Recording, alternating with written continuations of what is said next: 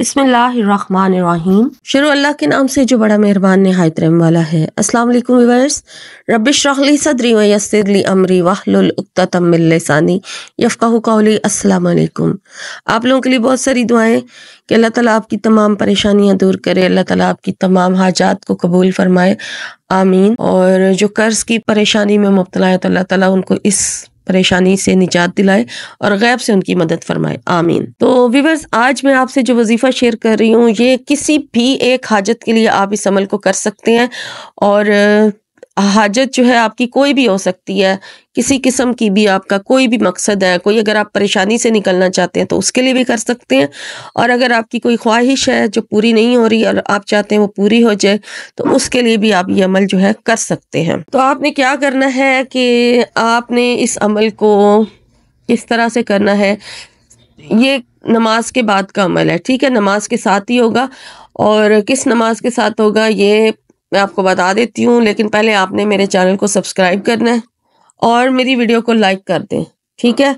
अब आपने क्या करना है कि जब ये असर की नमाज के साथ जो है ये अमल होगा, असर की नमाज जब आप अदा कर लेते हैं तो उसके बाद अगर आप कोई और जिक्र वगैरह करते हैं तो वो ज़रूर कीजिए, साथ वो इसके साथ आप कर सकते हैं, ठीक है, वो कर ले पहले।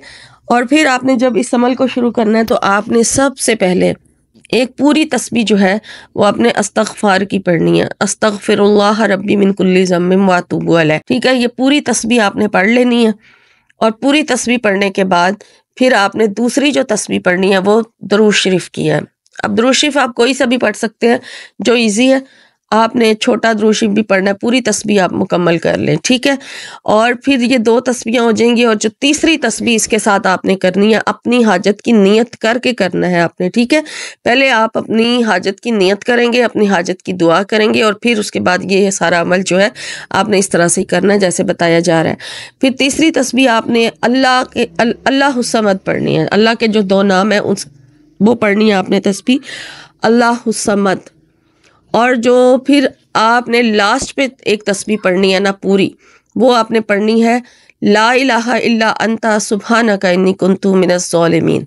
ये इस तरह से 4 तस्बीहें आपकी मुकम्मल हों। ये 4 तस्बीहें आपकी इस तरह से मुकम्मल हो जाएंगी तो फिर लास्ट पर आपने दुआ करनी है। जितनी भी अच्छे तरीके से आप आजिज़ी के साथ दुआ करेंगे ना, उतनी जल्दी आपकी दुआ जो है वो कबूल होगी। जो भी आप इसके साथ मांगना चाहते हैं, आपकी कोई भी एक हाजत वो आप मांग सकते हैं। और फिर लास्ट पर जब दुआ मांग लें, दुआ मांगने के बाद चाहे तो पूरी एक तस्बीह आप दुरूद शरीफ की पढ़ लें, तो चाहे फिर आप एक मरतबा दुरूद इब्राहिमी पढ़ लें दुआ मांगने के बाद। इस तरह से आपका अमल पूरा होगा और असर की नमाज के बाद होगा। और इसको आपने जारी रखना है जब तक आपकी हाजत जो है वो पूरी नहीं हो जाती।